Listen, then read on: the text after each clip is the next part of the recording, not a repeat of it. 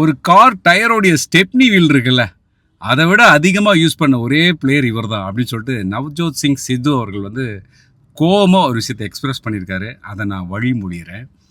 ஏன்னு கேட்டிங்கன்னா, இந்த கேஎல் ராகுலோடைய பாவங்களை சும்மா விடாதராங்கிற மாதிரி செமிஃபைனல்ஸில் ஆஸ்திரேலியாவோட நம்ம வின் பண்ணோம்ல, அதில் வந்து நம்ம கோலியோட இன்னிங்ஸை பற்றி எல்லாருமே பேசணும். இந்த சேஸ் கிங் அதெல்லாம் ஆப்வியஸ்லி கிங் கோலி வந்து கலக்கிட்டார். பட் அதில் முக்கியமான விஷயம் கேஎல் ராகுலோடைய பார்ட். 30+ பால்ஸ் மட்டுமே விளையாடி 42 ரன் நாட் அவுட்டு, 2 6 2 4. அதில் அப்புறம் அந்த மேட்ச் முடிஞ்சு வரும்போது அந்த ஆங்கர் கேட்ட கேள்விக்கு அவர் சொல்கிற பதிலில் அவ்வளோ ஒரு ஃபீல் இருக்குது.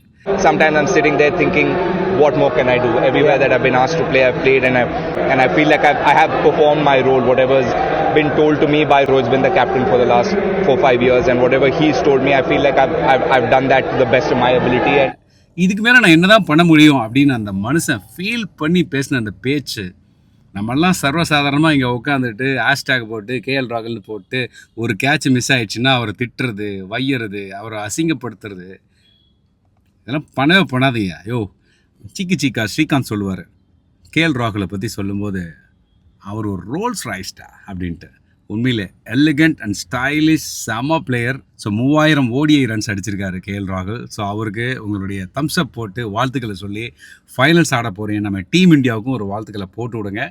ஸோ கேஎல் ராகுல், you are a great player man.